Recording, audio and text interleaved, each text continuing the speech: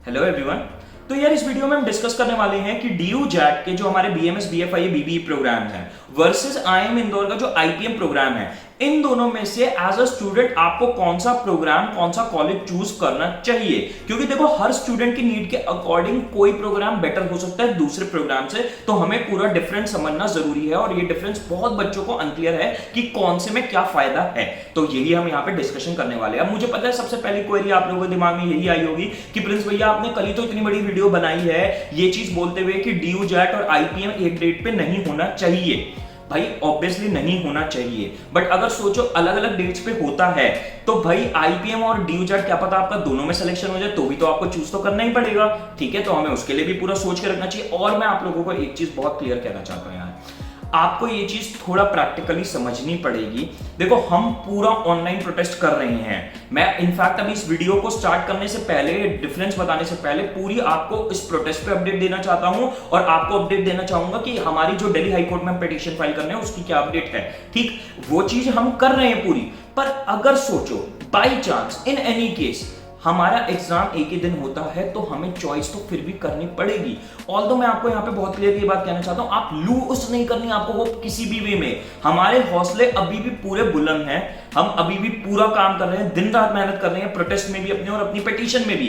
तो हमें बहुत उम्मीद है, बहुत सारी उम्मीदें हमारी जुड़ी हुई हैं। बट अगर चीजें नहीं वर्कआउट हुई जैसे हम सोच रहे हैं तो हमें हर वर्स्ट के सिनेरियो के लिए मेंटली और अपनी स्ट्रैटेजिकली प्रिपरेशन होनी चाहिए।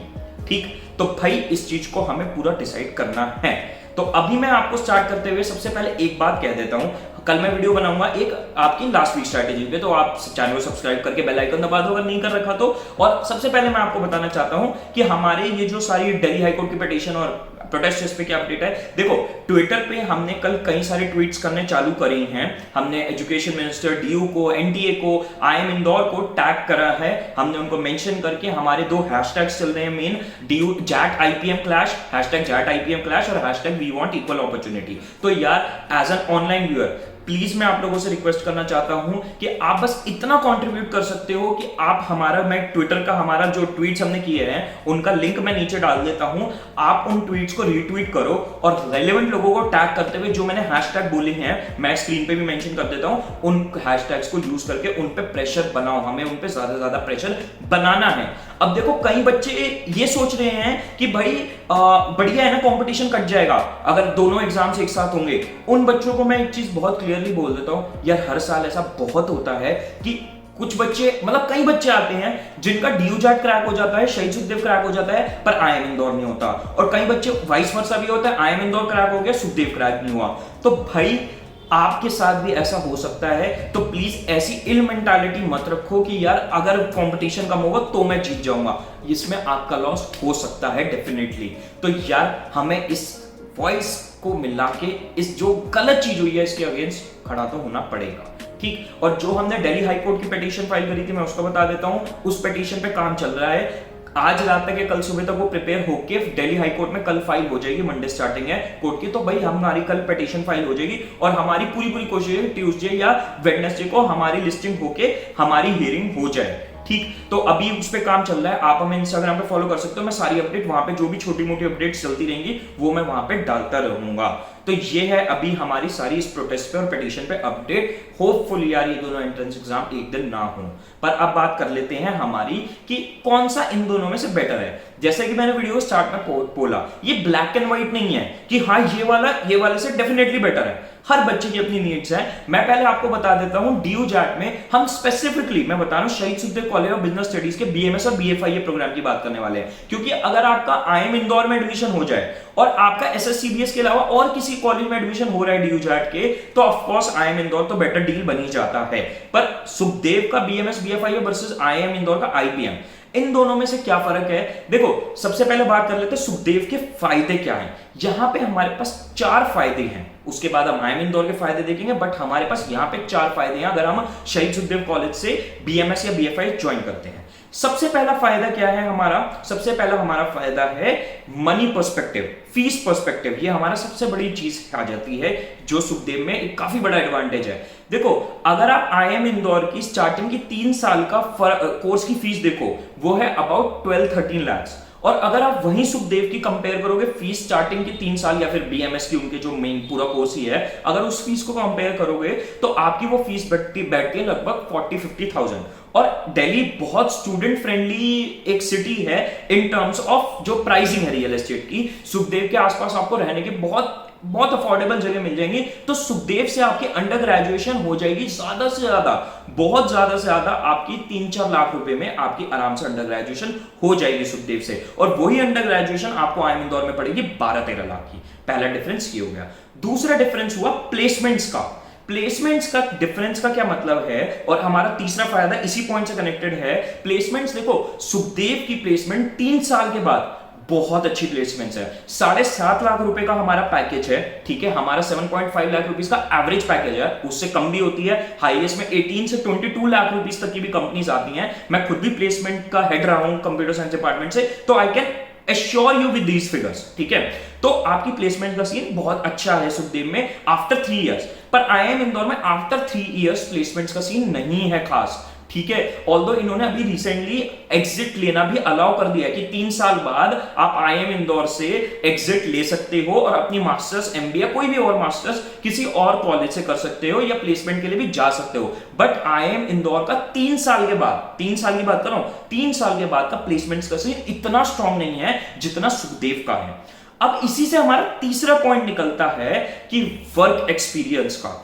देखो यार, एक चीज जो हर बच्चा इग्नोर कर देता है आईआईएम इंदौर और सुखदेव के कंपैरिजन में, आईआईएम इंदौर की एक चीज हर बच्चा इग्नोर करता है आईपीएम प्रोग्राम ज्वाइन करते हुए, कि जब आप 3+2 का यानी बीबीए, या यहाँ पे बीए कहा गया है, बीए प्लस एमबीए का प्रोग्राम कर रहे हो आप आईआईएम इंदौर से, तो आपको एक चीज समझनी है कि जब आप एमबीए 5 साल बाद कंप्लीट करके कंपनीज के पास प्लेसमेंट्स में बैठोगे तो आप एज अ फ्रेशर बैठोगे। मतलब वो इंसान जिसने किसी भी कंपनी ने अभी तक वर्क नहीं किया है और उसका वर्क एक्सपीरियंस 0 है।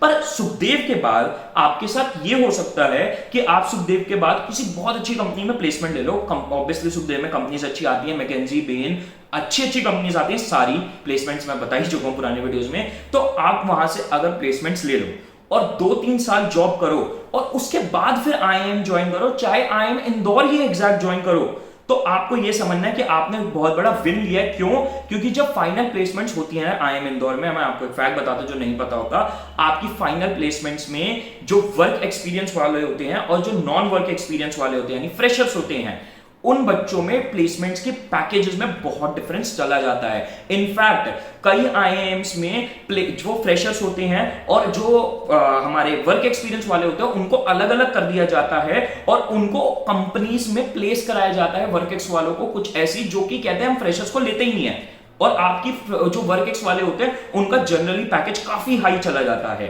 मैं ये नहीं कहना चाह रहा फ्रेशर्स नहीं ले पाते वर्क एक्स जितना पैकेज, पर वर्क एक्स वालों की हायर पैकेज की प्रोबेबिलिटी काफी बढ़ जाती है। तो ये तीसरा जो हमारा एक बहुत इंपॉर्टेंट पॉइंट है कि वर्क एक्स के बाद अगर आप एमबीए करते हो तो वो आपके प्लेसमेंट पैकेज में बहुत हेल्प करती है, वो डेफिनेटली ऐड करती है चीजें, ठीक है। तो ये चीज भी हमें कंसीडर करनी है। और चौथी चीज हमें कंसीडर ये करनी है कि हमारा आईएम आईपीएम इंडिया का बेस्ट एमबीए कॉलेजेस में डेफिनेटली आता है, पर ग्लोबल रैंकिंग्स आईएम इंदौर फिर भी कोई इतनी खास स्टैंड नहीं करता है। आई गेस टॉप 50 में आता भी नहीं है।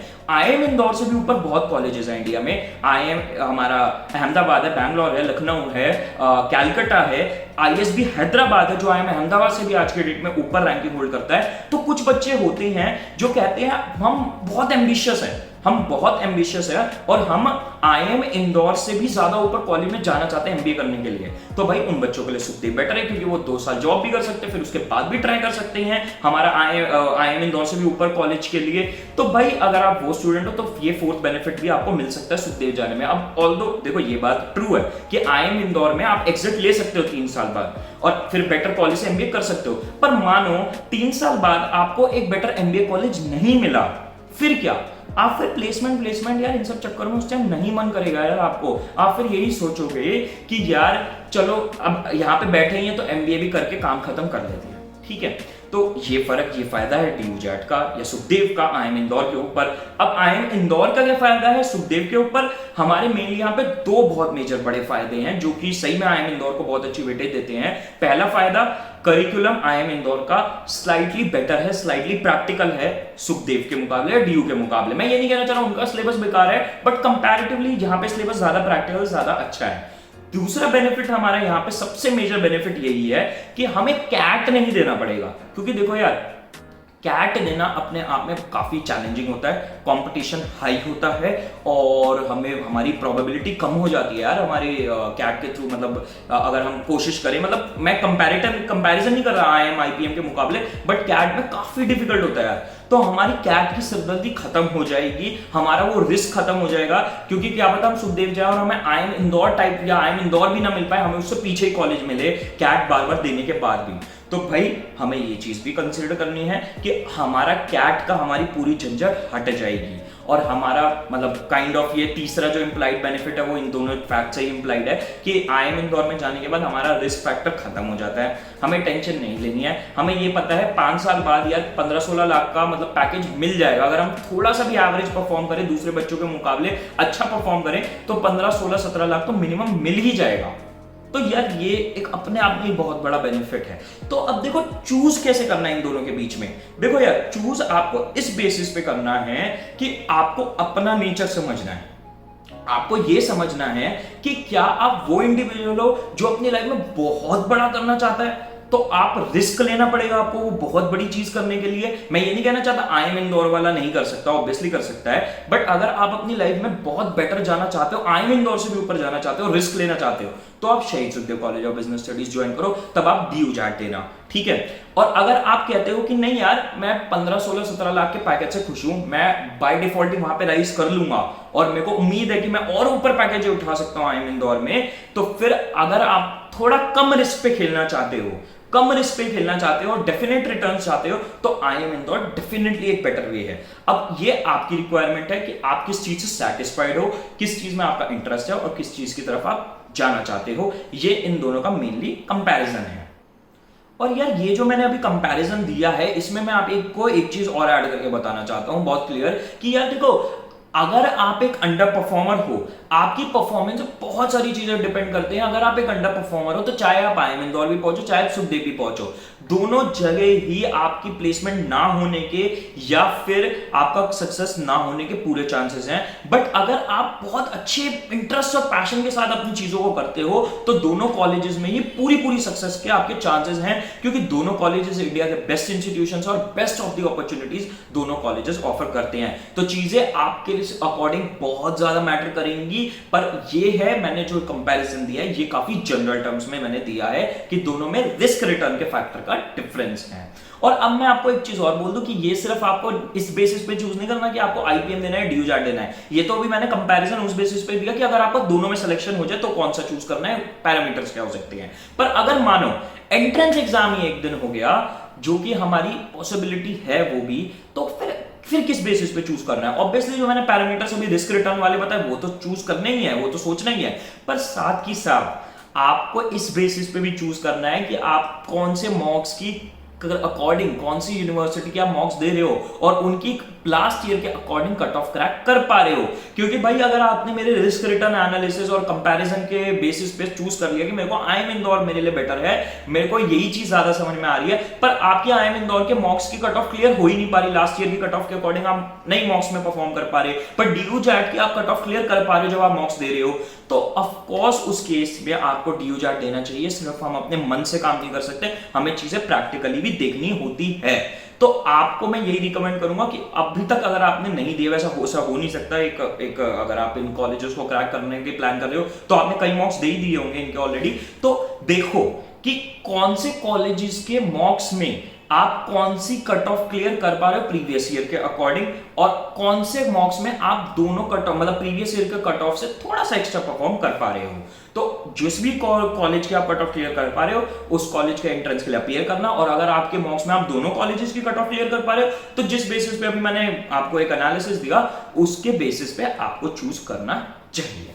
ठीक है, तो हमारा ये रहेगा सारा प्रोसेस और मेथड। तो बेस्ट ऑफ लक गाइस आप लोगों के एंट्रेंस के लिए, एंड आई होप कि आप लोगों के एंट्रेंस की डेट अलग हो पाए।